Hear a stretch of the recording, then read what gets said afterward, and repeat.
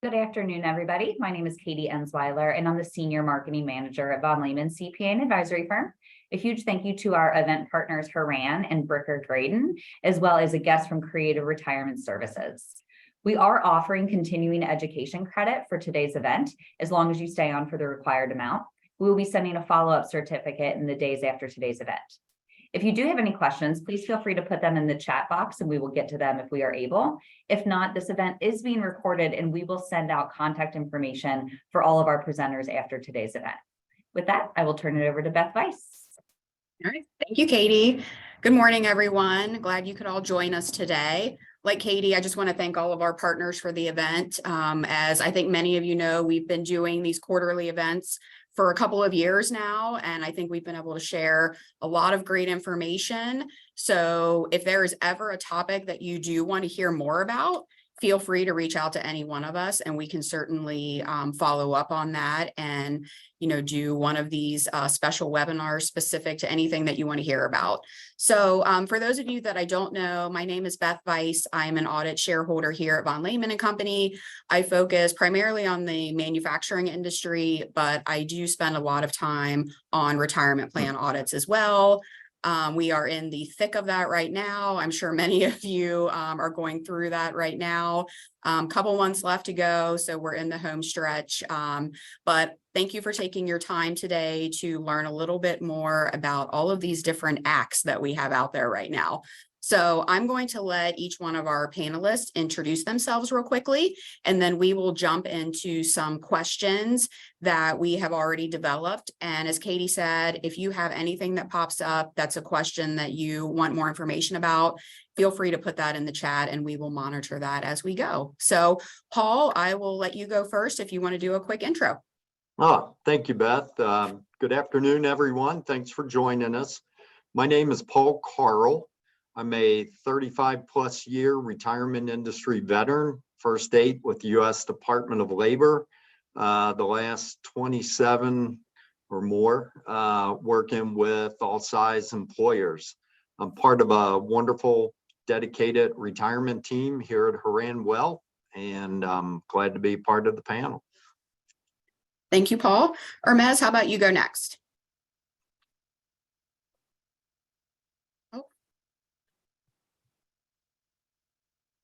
I cannot. Is everybody else not able to hear Hermes? I cannot hear him. Okay. Are you on mute maybe, or?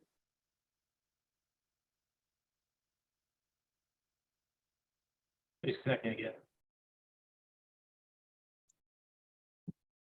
All right. There we go. Okay. I think I hung up my phone and I'm gonna try my microphone. Is this better? Yep, all good. Okay, sorry about that. No I tried problem. the phone, but that wasn't a good idea. So yeah, so I work for Creative Retirement Systems. We're a TPA firm and we administer 401k, 403b plans, and been in the compliance roles for the last 20 years. And though obviously I can't beat Paul's record, but hopefully someday I'll be able to say the same. I love this industry. We're all always, it's a challenging industry, but it's a fun industry to be in. So thanks for the invite and happy to share things that we do. And I handle the operations of the firm as well. So I can definitely bring some insight to all of you. Great, thank you. Okay, John, you're up. Hi, everybody. I'm John Kirk. I'm a partner at Bricker Graydon. I'm in the employee benefits group. Like Paul, I started at the Department of Labor, but I only was able to survive 30-something years there. The other 18-ish years I've been in firms. I've also been in-house with an insurance broker, focusing always on employee benefits. So if you have questions, I've probably heard them already from other clients. So we're happy to talk about anything you have on mind as you come through. So please put things in the chat or reach out to us later. All our contact information is out there as well. Okay, thanks everyone. Okay, we'll go ahead and jump in. So it seems like over the last few years, we have had so many acts and rules and things like that to keep up on when it comes to retirement plans in particular. I think it's probably very hard, especially for a lot of the people on the call, just to keep all these straight and know what they're supposed to know and what's important to them.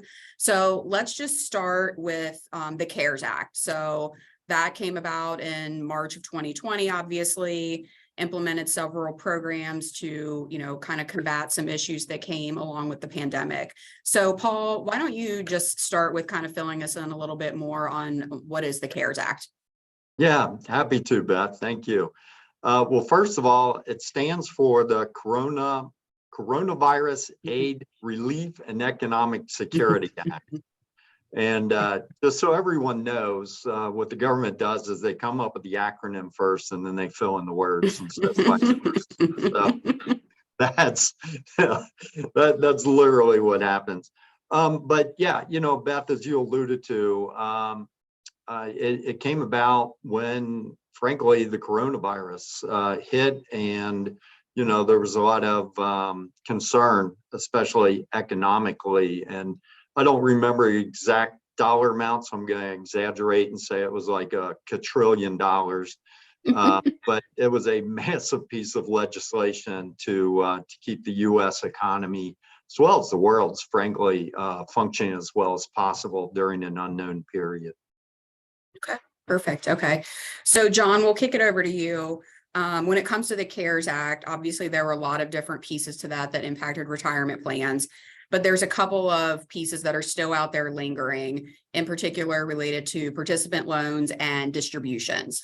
So can you just fill everyone in on how the CARES Act impacted those? So part of the CARES Act, and really a big part of the CARES Act, was trying to help people who may have been out of work, may have had expenses related to coronavirus pop up, those sorts of things, trying to get them money. And so they put in additional ways you could get loans. And you could get a coronavirus, we'll call it the loan, but it's a coronavirus distribution is the way it was phrased. And you're able to get that, but the key there is you could then repay it without having to worry about some of the penalties and those sorts of things that would be associated with a sort of a traditional loan. Normally you take a loan out, there's much more rigmarole, we'll say, with your plan. This created a new way to do it, a new way to get it. It allowed you to pay them off. Essentially, it is paid off over a 3-year period. Hopefully, most of them have been paid off at this point if they took them. And a lot of plans had amended their plans to do that through the CARES Act amendments. Those should be sunsetting at this point. I'm still amending. I've had some 403B plans that were a little late, so we're still doing the amendments even though they're late. But they were administered correctly. If the IRS is listening, they were 100% administered correctly. And we're just using the new self-correction methods to fix the amendments. But those were also, they could delay loans. So if you had a loan outstanding, your loan repayments were delayed. Just like the student loan sort of forgiveness out there, all it really meant was everything got reamortized. And so it's not like you got a free year, you just got an extra year of interest without having to make those payments. It allowed you to increase your loan amounts. So a lot of plans had caps on loans. We could then raise those loan amounts. We also allowed for, outside loans, just straight distributions, essentially like a hardship distribution. If related to coronavirus expenses, those sorts of things. Most plans were able to handle those pretty well. I mean, those types of distributions weren't anything really out of the ordinary, other than, hey, we've created a new avenue to do those. And I think plans and TPAs and records were fairly on top of those because nothing really got too strange, we'll say. It's when we start talking about the Secure Act and some of the changes it's making here in a minute, that's where I think we're going to have some real trouble in the future for administration. Okay, thank you. Hermes, how about any follow-up to what John had to say on those two items? And is there anything in particular that plan sponsors, TPAs really need to be doing to make sure that they adhere to the regulations in those areas? Yeah, so the things that kind of be on the lookout, even though, yes, we've got a little extension on the amendment side, but our office had already done all the amendments. And just like John's office is finishing it too. So we just have to make sure you have a amendment on file. And basically, I know the clock is ticking for the distributions to, if they wanted to repay back the 3-year clock. Frankly, I know we did quite a few number of coronavirus distributions. Till today, I've never heard of any participant willing to fund it back because obviously they took it out for a reason. And frankly, I don't even know if they knew they could pay it back. But that's the sad reality, that there's a lot of leakage happening slowly from our retirement plans. But Yeah. so not much further on the, I'm sure there's a lot more we'll be talking on the Secure Act. That's where the fun begins. Yeah, to Irma's point, you got the money, you took the distribution, and then you could pay it back. But when you paid it back, you didn't have to file amended tax return. Correct. To get a refund of the tax you paid when you took the distribution out. And I think a lot of participants just sort of threw up their hands and said, you know what? No, I got the cash. I used the cash for some sort of an emergency. I'm not about to then pay back. My guess is if you needed to pull that money out, you're not exactly flush with an extra however many thousands of dollars to pay it back, and then go through the rigmarole of filing amended tax returns. I have had some pay it back. I've seen them for clients, but it's very, very limited number of people. Hey, Hermes or John, just out of curiosity, what is the deadline to get it paid back? If somebody didn't take the money out until, let's say, October 1st of 2020, do they still have a window? Maybe they're listening to this. Maybe they should be communicating to their participants, hey, if you've got this extra cash laying around and you want to get it tax qualified again, what are we looking at deadline wise there? My John, I can take it and correct me if you heard anything different, but my understanding is it depends on each person's individual when they took the distribution. So based on their check, when it was either dated or cashed is what I've heard. But the deadline per se is still 12/31 because we don't know when somebody actually got their distribution. So that is my understanding. John. No, that's right. This, even at the outside, it would be paid back this year. Right. So if they want at the very end, we'll say the very end of 2020, this would be sometime the end. And to Ernest's point, 12/31 is pretty much the absolute deadline, especially because we also then have to go back and file for amended returns in those other years. So if you did have anybody do that, take those loans, it wouldn't be a bad idea to shoot them a reminder or talk to your service providers and say, did you remind these people or have you reminded these people when they took the loans? Because I know a lot of plans are sort of, I won't say they're completely hands off on loans, but we rely very heavily on the service providers, TPAs, to handle those sorts of those loan issues, and they may be involved in the self-certification process, but for the most part, it's you just see it pop up on payroll that we have a loan getting repaid back potentially. So John, you just triggered another question in my head. You said amended returns, which I think we're talking at the participant level. Yeah. But what about the 5,500? Did that get reported as a distribution? Hermes, this is probably a better question for you because you're preparing, your firm's preparing the 5,500s. Did the 5,500 report a distribution, and now does it need to be amended to show that it was actually a loan, or is there? No, I mean, it's coming in the current year, so yes, it would just be the year in which it comes back, so no, we wouldn't be amending the 5500s. Okay. That would be the best way to do it, but the participants definitely, if they spread out that taxes, they didn't want to pay all the taxes in 1 year, like John said, if they spread out over 3 years, yeah, they're on the hook to personally amend their filings for each year, which might be a pain. So, Okay. and costly. Yeah, definitely costly. And just to kind of wrap up the CARES Act, I know we heard a couple of times about an amendment deadline for the plan document. John, what would be that deadline to get the plan document amended for these CARES Act provision? So the CARES Act was actually 2022. Okay, so if you're doing it beginning- now, you're late. Yeah, so good news, we can still fix your plan if it needs a CARES Act amendment. To Hermes's point, most of the plan service providers had already done that. You know, they're pretty on top of things. But we're running, and specifically with me, at least, I've run into a lot more 403B plans where you know, they're on a provider, but maybe they have the annuity contract, so it's sort of all spread out in different spots, and no one was really paying a whole lot of attention to the plan documents itself. Yeah.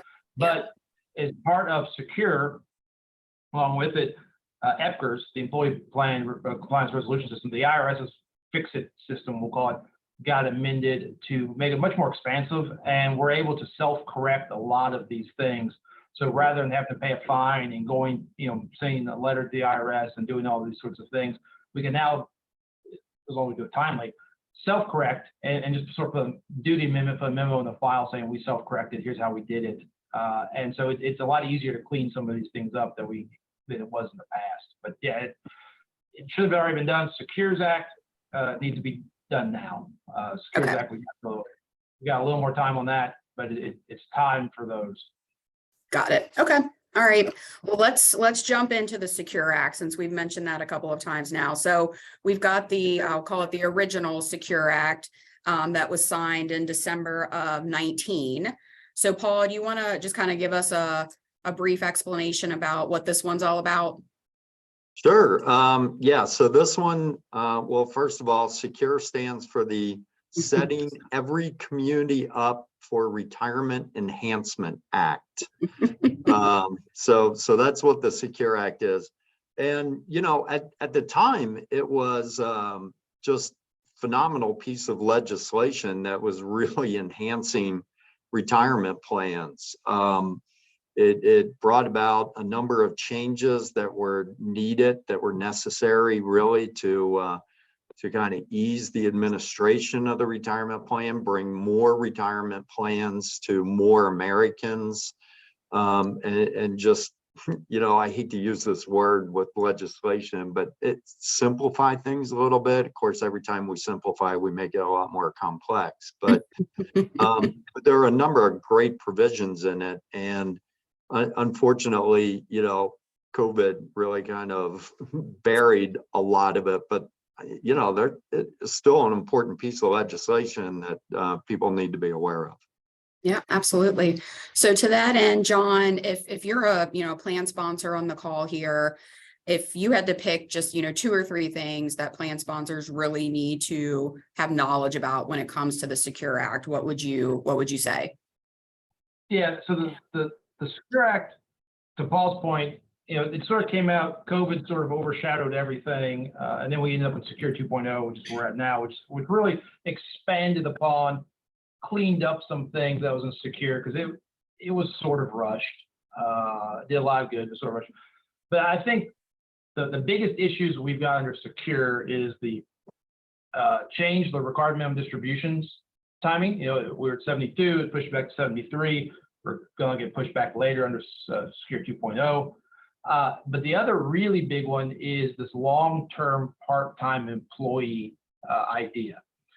Essentially saying that if you have had part-time employees that aren't, they're not co-ops, they're not interns, they're not leased employees, but they've been part-time employees and they've been working consistently for you for several years, Now we're going to have to actually make them eligible for our retirement plan. They're not eligible for the match, and they're probably not eligible for profit sharing or different things on your plan, but they would be eligible to make deferrals. And essentially, if they've worked, the secure was 3, now it's down to 2 years on the most recent legislation, but if they worked at least 500 hours for you for consecutive years, we now have to bring them into the plan. And so these were people that we never really tracked before, because almost all our plans had 1,000 hours of service, and you very clearly, they're nowhere near, they only worked 520 or 550 or whatever it was. Well, now we have to bring those people in, and that we're still working with clients to track those people, to work with their payroll companies, because it was a population that was very much ignored, because this is the first time we've ever had to include them. And so we really should have started tracking actually last year for those people to make sure that they would be in. So if you are not looking at your part-timers who have been there, at least 2 years, you need to very much start right now to determine if they're going to be allowed into your plan for deferrals only, but they're still allowed in the plan. Hermes, given, the area you practice in and being a TPA, I'm sure this is impacting a lot of the clients that you work with. So do you have any advice, tips, strategies for companies and plan sponsors to address this, Sure. this issue? Yes, so of course, every company may have a part-time employee. It all just comes down to how many part-time employees do you really hire. If you're a company that has a lot of part-time employees, then certainly this is an area that you'll just have to get used to. You can't avoid moving forward too much, because in the old days, we would say, okay, and a lot of documents had exclude part-time employees, but if they work 1,000 hours, like John said, they would eventually still be offered the plan. IRS was happy that, okay, you're excluding them, you're still offering if they work 1,000 hours, and even though you may have labeled them as part-time. But all that's gone, like John said. The first Secure 1.0 made it 3 years, so that clock's already started. So we've been telling our clients actually since 2021 that you got to start keeping records of these folks, because when we didn't have Secure 2.0, the rule said, like John said, it was first 3 years, so 2021, 22, and 23. So we are waiting anxiously for the first batch of long-term part-time employees coming into the plan. How exciting. But the problem is we have no guidance from IRS. All we know is what John and I have been saying. And then Secure 2.0 just reduced it again. So you can imagine we've been waiting since 2021 almost to get any guidance, but we have zero, because there are so many questions on how we're going to administer this. And I'm really hoping that by end of summer or fall, we know, because we as TPAs have to be ready to be able to account for them. Granted, they are not going to get any employer contributions if they never become eligible. So basically, you can still have an age 21 on the long-term part-time folks, and you count 2 years or 3 years of 500 consecutive hours. Yes, we'll have to bring them in. Now, there are two ways I'm seeing how to operate this. One is don't treat them any differently, okay? Unless you're a client that has a lot of employees, then yes, this is a good provision. It will help you in terms of not from a cost perspective, because we know a lot of these long-term part-time, even though we have to offer them the plan legally, they're probably not going to sign up.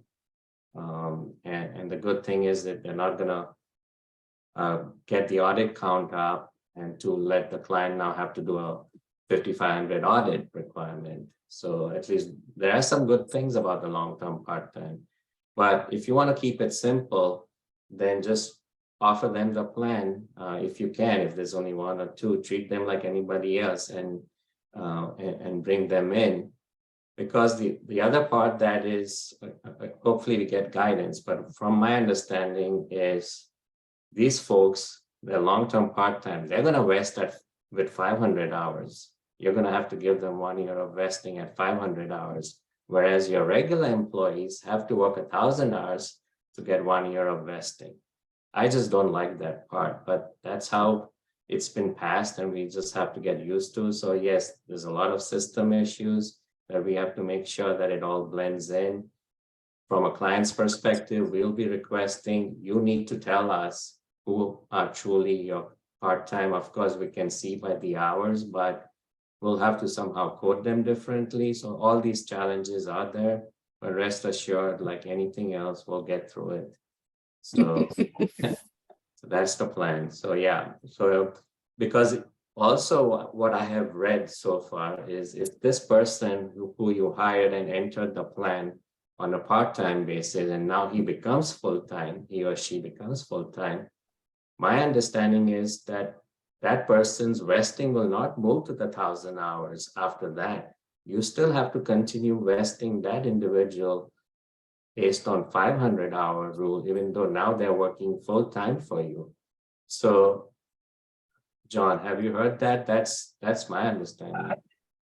I've seen that, and I've also heard the contrary. And okay, I yeah. think So that's see the hardest again, part. it's so hard. To your point, without guidance, when they passed this law, and 2.0's got the same thing when we talk about the Roth catch-up contributions, is essentially for a lot of the guidance, the way a lot of people read it is creating sort of these parallel paths for lots of different things that we've always done. And now we're asking record keepers, we're asking TPAs, we're asking plan sponsors, essentially you have to keep two sets of books. You're going to have the part-time guys over here on this potentially one path, and you're going to have everybody else over here. And we already know how hard it is to administer these plans just with the rules we had before, where everybody's under the same set of rules. Mhm. So, until we get some really good guidance, and we have not gotten the really good guidance, we get these FAQs and we get informal guidance and those sorts of things. But to your point, I've heard it both ways. The 500-hour is the one I've heard more. But then Yes. I've also heard the IRS very informally say, well, no, once they're full time, they would be like anybody else. But we have nothing in writing that sort of says that, and we have Exactly. nothing, Yes. no FAQs that say that. And then when you go, well, when's the guidance come? You hear, well, it's a priority. Well, thank you. I'm glad it's a priority. It's just, we have people coming in at the end of this year. Correct. Yes. But hey, guys, either one of you, John or Hermes, for plans that don't count hours, they use hour equivalency. How is this provision affected by that? Do you have to still count the hours for the part-time employees, even though you're trying to avoid counting hours because you designed your plan around that? Yeah. So even if you're using the equivalency or elapsed time or anything like that, for the long-term part-time employees, it's 500 hours. It's right now we don't have any other method or any other guidance that says anything other than you're counting hours. Okay. And what I've heard is they said, well, that's the easiest for part-time people, because most part-time people are probably being paid hourly. There's not usually a ton of part-time salaried employees. And so if you're already tracking hours for part-time, you can track hours for this purpose. Mhm. But I wouldn't be surprised if, a year from now, we get some new reg that says, oh yeah, no, if you're using some other method, feel free, but then we've already let people in that may not have qualified under that method. Okay, so it's clear. Not. That's right, absolutely. Okay, so if that wasn't complicated enough, we'll jump into Secure 2.0 now. So that was signed into law in late December of 22. So that's really the newest one here. Paul, we'll go back to you again if you want to just fill us in briefly on kind of the general nature of this one. Yeah. So Secure 2.0, and I already told you what Secure stands for, and it didn't change. So it's just the, the younger brother or sister, so to speak, of the original act.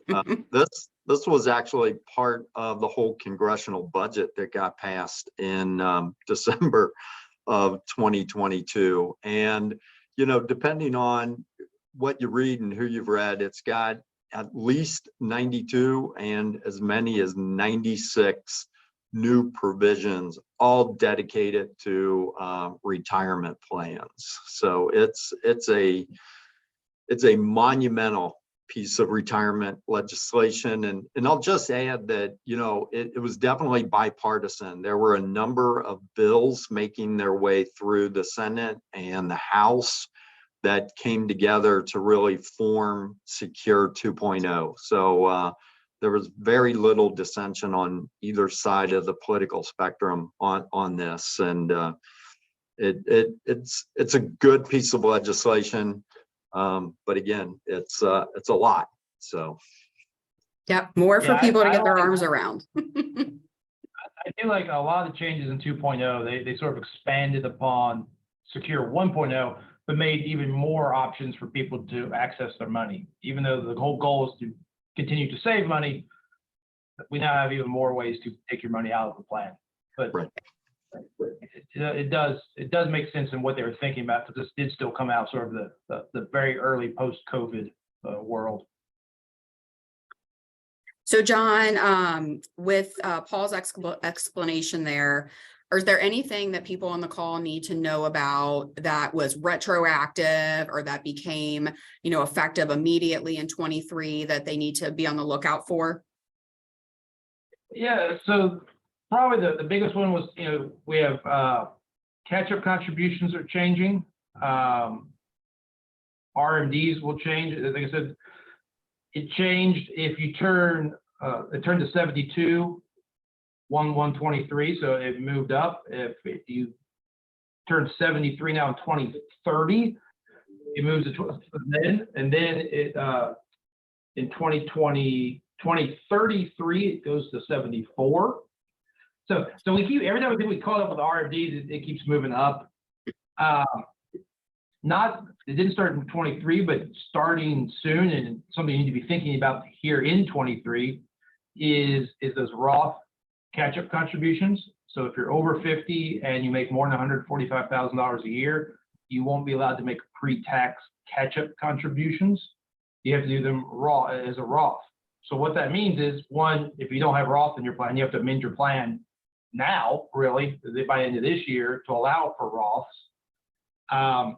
And you need to talk to your service providers. Can we even account for that? And that's one thing we've seen in some of the lobbying groups we talk to and follow, is they're really pushing back on the IRS and all, to say, hey, we may need to delay this because we don't think the record keepers can administer this.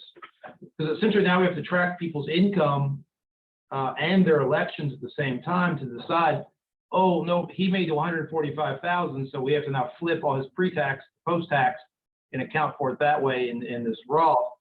And what happens if they get a performance bonus that's counted in your definition of comp after the end of the year? Well, now we've got to go back and retro that. So there's a lot of issues there. They put some more guidelines around the loans, the loans you can take out and how those work. Those are all good. They have these emergency savings accounts now. But yeah, it's more, this year the stuff that's retro, not a ton that's really terrible, but it's more a lot of planning for this 12/31/23, because 1/1/24, a lot of stuff kicks in that if we haven't thought about it, we've got potential issues. Now, some of the amendments aren't due till the end of 25, but we have to have been administering our plans in compliance with all of this, even though we haven't amended the plan yet. So we're doing a lot of secure amendments now, and we're having those conversations so we can be administering the plans correctly, even if we haven't done the formal amendment. As we're doing restatements, Hermes, by the way, you're seeing plan restatements too. A lot of the vendors are putting in at least what they know for now. We have run into quite a few vendors that say, listen, we don't know what we're doing. We don't have enough guidance. Here's a good faith amendment, or here's a good faith attempt, but there's a lot of blanks and a lot of, I've seen a lot of sort of prototype plan amendments where they're just sort of regurgitating what this regulation says, but doesn't really tell you anything. So Paul, John mentioned catch-up contributions. Oh, sorry, was someone? No, go ahead. Okay. I was just going to piggyback on that about the catch-up contribution. So Paul, John mentioned some changes there, but it also sounds like there are some increases available for certain ages when it comes to catch-up contributions. Can you talk a little bit about that? Yeah, happy to, Beth. So at the end of the day, anyone age 60 through 63, and John or Hermes, correct me if I'm wrong, I think this starts in 2025. They are going to be able to, instead of have what is now the $7,500 limit in catch-up contributions, they're going to be able to bump that up to 10,000. So it's this limited window of opportunity if you are what I'll call the right age, that 60 to 63. One of the few benefits of not being younger, I guess. I don't know. But anyway, you can make some additional catch-up contributions. But as John, mentioned, the fact of the matter is, if right now, if you're going to earn more than 145,000, this catch-up are going to be Roth, which is not necessarily a bad thing unless you really are a big pre-tax saver. So, Well, it is 2025, and it's going to be indexed for inflation, so it'll be $10,000. But the greater of $10,000 or 150% of the normal catch-up contribution. So because that's now 7,500, so we get to 10,000. So as that grows, the 60, yes, the very narrow 60 to 63 window as well. Right. So, but that's something I think plans in your SPDs as you're thinking about describing things. I think SPDs should be updated because these rules now are getting, but it used to be if you're 50 or older, you can make a catch-up contribution. The catch-up contribution is this amount. That's indexed for inflation. Now that we're getting these sort of weird exceptions and weird carve-outs and pre-tax, and I think our SPDs and our plan documents are going to be much more detailed than I think they probably were. As we're thinking about it, because there's no way a participant can read your plan document and figure out what they should be doing. They can call the record keeper. I mean, they can call your vendors and ask. But I think as a plan fiduciary, we should be thinking, well, we probably need to explain this a little more. And we're not going to get super detailed, but at least say, listen. And lawyers love drafting these, right? It's like if it's between this and this, it equals this. This and this is going to be this. But I think that might be where we're going to have to go for some of these. Yeah, I think that's a good point, John. I think they're hard enough for most people to understand, and now it's just getting more complicated. That's right. And it goes back to still is, can our vendors help? Can they administer these things? Right. The more complexity we add, the more I worry about errors. Right. But yeah, so Hermes, we've mentioned Roth a couple of times. So it sounds like there is also some provisions that are could allow an employer to treat the employer match as a Roth contribution. Can you talk a little bit about that? And have you seen anyone do that?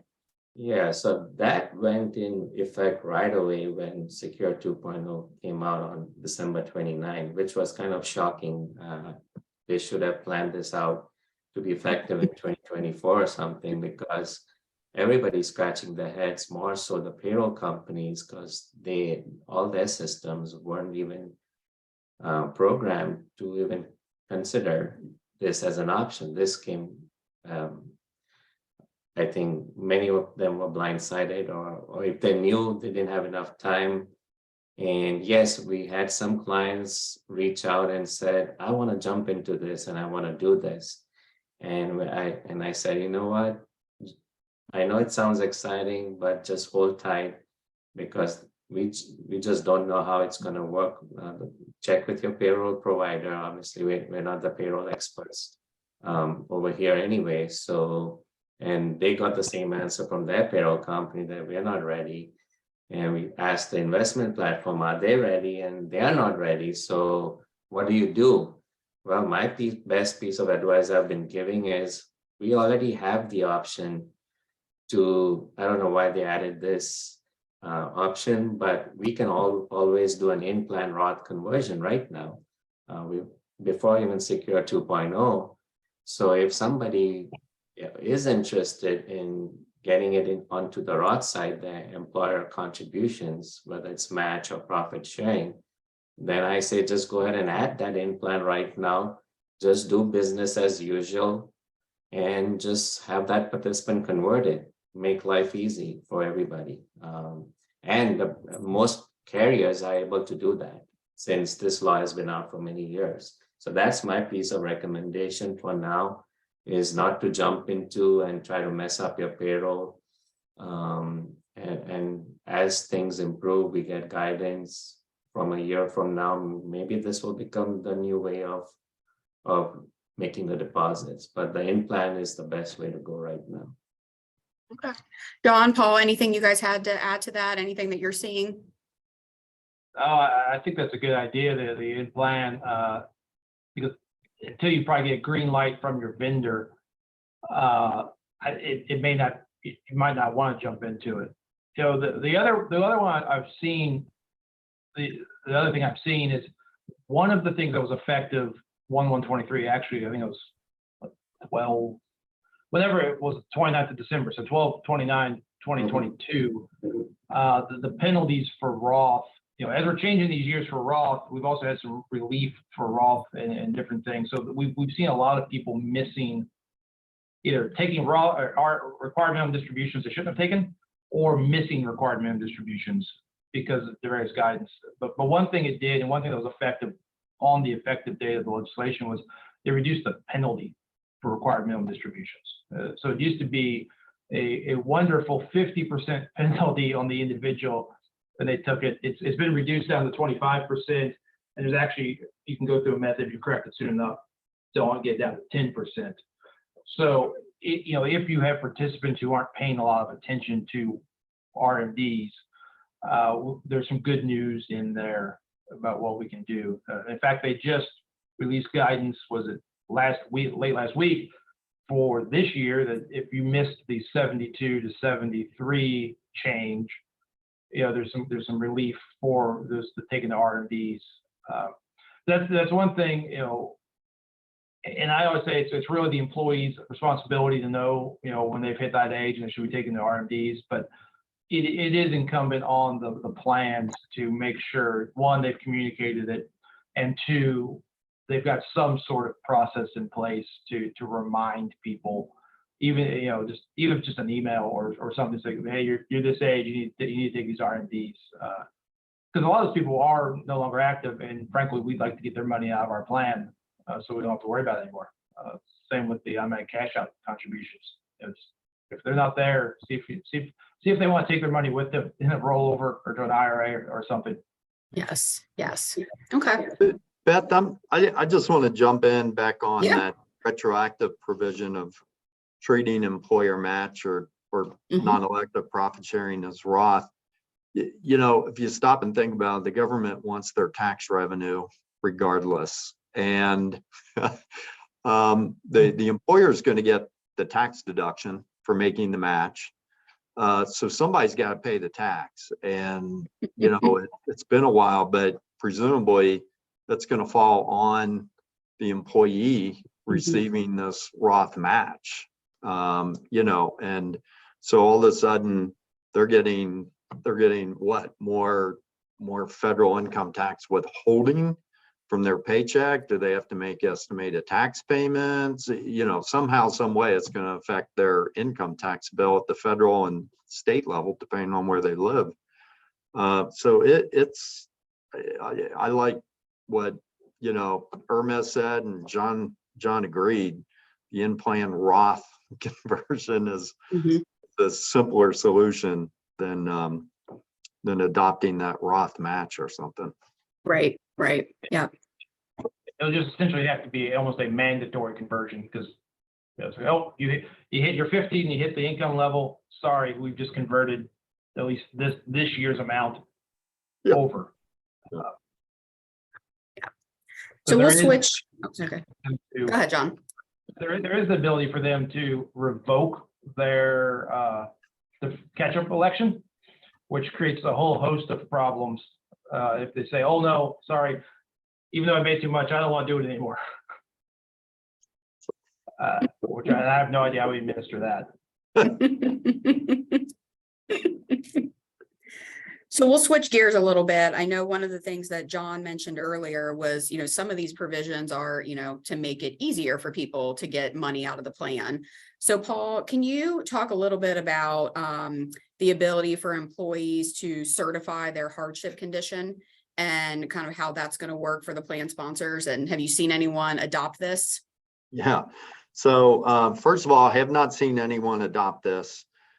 Second of all, the hardship provisions have to meet one of the IRS safe harbors, and I won't run through them all right now, but it's to avoid foreclosure or eviction from service, funeral expenses, and there's what, about 7 or 8, I think, hardships that fall under the IRS safe harbor.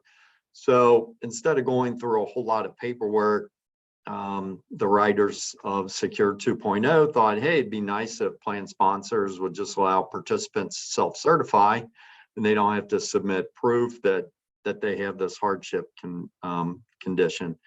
The question is, in my mind, and based on what I've read too, is, if an employer has actual knowledge that the participant does not meet the hardship, but yet they're self-certifying because, frankly, they want to take a vacation, or they want to go out and buy a boat or something. Does the plan sponsor have an obligation or a duty to block that self-certification? I mean, it's my opinion, it's a messy provision. So, yeah. Hermes, how about you? And sorry, go ahead, John. So I was gonna say, as you're thinking about that, as a plan fiduciary, Paul's right. Like if you have knowledge that they don't need it, if he says, hey, why are you doing this? Well, I want to buy a new bass boat. I think you have the ability to refuse a self-certification. But and the guidance is relatively clear. You have no duty to investigate. If they self-certify and they provide the right, whatever it is you're requiring, usually just a form. And then you find out they did buy a boat. I mean, you don't have an obligation to go track down the source of those funds. Maybe they had financing in place for the boat already, and they had a fire, and so they had to go use that money for that. But so you on the upfront, you do, if you have direct knowledge to say, hey, I'm going to adopt a kid, and there's no kid. That's one thing, but circumstances later after they've got it, you don't have a duty to go back and investigate or anything like that, which some people had done in the old days under the other hardship distribution rules. Yeah. Hermes, anything you wanted to add to that? Anything you're seeing with the plans you work with? Right. No, so we have had only 2 clients approach us.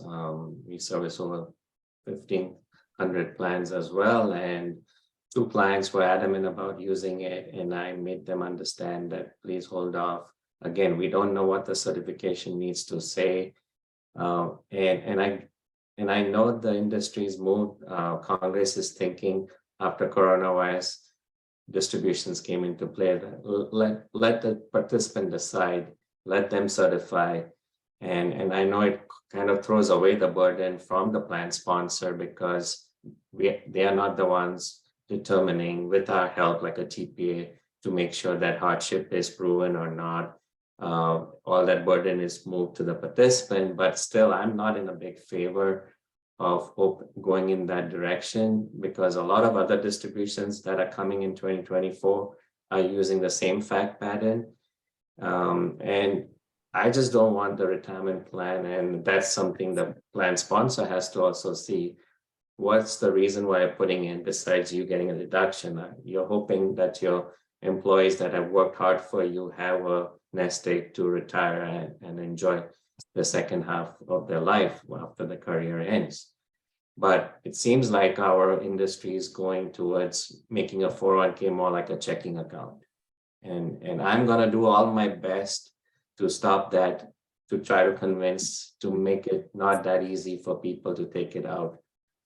And just leave it for the reasons, like the 6 hardship reasons. Let us certify it, make sure he needs it, and go there. We've done it for so many years, so that's at least for now. I don't want it to jump into the certification yet. Makes sense. Hermes is right. They have Secure 2.0 did add a lot of ability to take money out. You know, they've got these new emergency savings accounts. They've got new emergency expense withdrawals. You can take out, you can take money out. Now, some of them make sense. Like there's the ability to take out up to $10,000 in case of domestic abuse. Now, how you define that and how you certify all that, we don't really know. But in the event of a terminal illness, you can take money out penalty-free. Federal disasters, we've always had that. But so there are some good things, but some of these savings accounts and different things like that, where essentially you're creating almost a shadow 401k that you can pull money in and out of as you go. I don't particularly like, you know, just do a real savings account. Like I don't understand why you need to do it inside the 401k world to have this, or why you can have these, you know, it's only $2,500. I mean, it's not like you couldn't just have that, you know, deduct from your payroll and go into your savings account versus into this plan. So there are some things where it does start to feel a little bankish, we'll say, as far as some of these things you can put money in. So Hermes, can you talk to us a little bit about the cash out limit? So most plans right now probably have that at $5,000. Looks like there's the ability to increase that in 24 to 7,000. Any reason why an employer should not look at that increase limit? No, I mean, frankly, the number one cost to the employer once they leave and they don't take the money is the administrative burden that you have to keep paying for that terminated participant. And now if we can cash somebody out all the way up to 7,000, even though it's a 2,000, that might include another 5-10 extra people that now you can cash out and move them out and save you some record keeping costs. So that's great news, I mean, in that perspective. But on the flip side, a lot of plans have added this, including my clients. But the problem is they're not following through. And that's where the Department of Labor on audits and IRS are getting more strict about it. So my advice, and we try to push it to all our clients when we do the annual record keeping, that here's the list of people. You got to make a good faith effort to force them out. Now, if you don't want to go through it and you're okay for the participant balance to leave, then don't put the force out limits. You're not forced to put the force out limits. So, but if you have it, it's a great tool, but then you got to follow through. So that's the advice I would like to pass on. We are going to push it to 7,000 for all our clients because I don't see any reason why one should not increase it. There's no, if you're not going to increase it, you might as well not have it. Not have it. Yeah. Yeah. Good point. No, I absolutely echo what Hermes says. One, yes, you should increase it, but two, you know, pick a time of the year and do that sort of account balance audit. And, you know, it doesn't have to be in the middle of your 401k audit. It could be, you know, sometimes a little more quiet, but, you know, when you're doing your plan audit, it's not a bad time because you're already thinking about that. But but look through those accounts, look through who's terminated, who's got balances, and get rid of those accounts.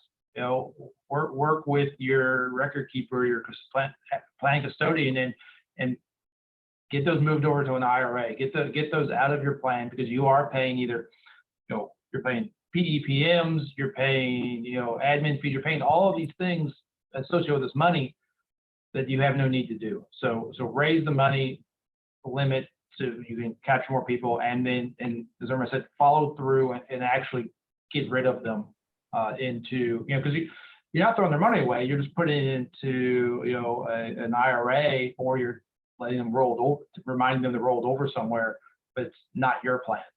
Mhm. And, you know, along those lines, and working with record keepers and so forth, we, you know, we'll ask them when we're obtaining pricing and bids, like, you know, what's your auto rollover policy or auto cash out policy? And they're running this every, some record keepers twice a year, some 3 times a year. They're taking a look at the small balances, terminated, and then going through the process of getting it done. So it is becoming more automated, but it is still easily overlooked if you don't keep your eye on it. Yeah, absolutely.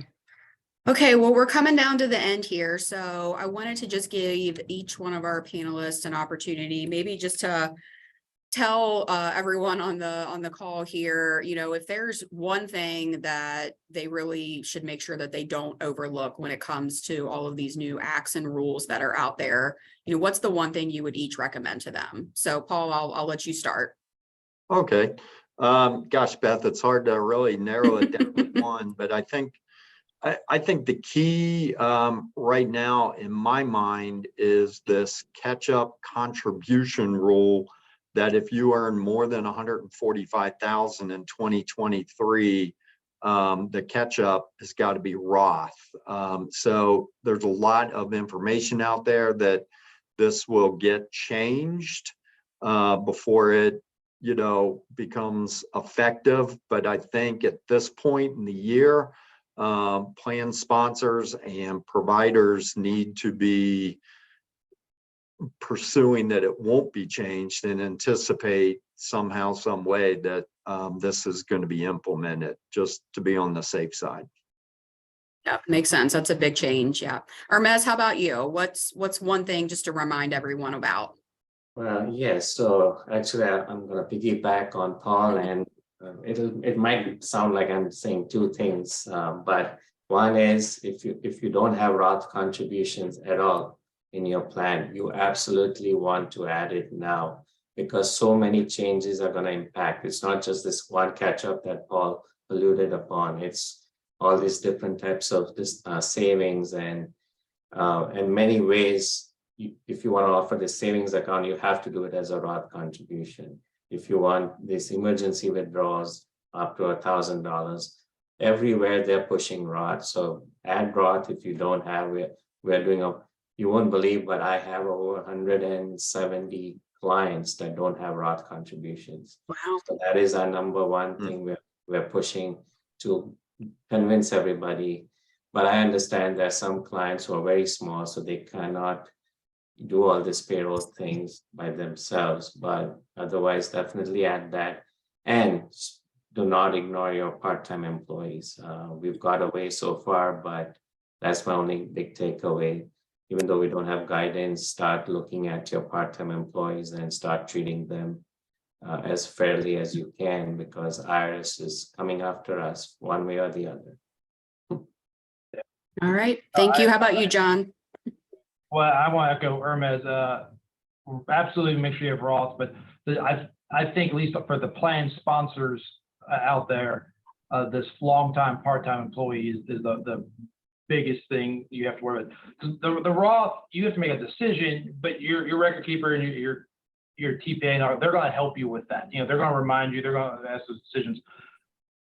It's sort of up to you on this part-time employee. You know, you need to be tracking them. You need to be communicating with your plan vendors about these people, because they don't know they exist, because they're looking at 1,000 hours, how much are they doing for elective deferrals, and you telling them, hey, this person's in the plan, that sort of thing. If you're not on top of the part-timers, they won't have any idea that they're out there. And so it's really incumbent on the employers to get a handle on this long-term part-time employee thing going forward. Because as we've talked about, it's time to start letting people in the plan. Okay, well, we are officially out of time, so I will kick it over to Katie and let her wrap things up. Perfect. Thank you, Beth. Thank you, Paul. Thank you, Armez. Thank you, John. We really appreciate the insights and the conversations today.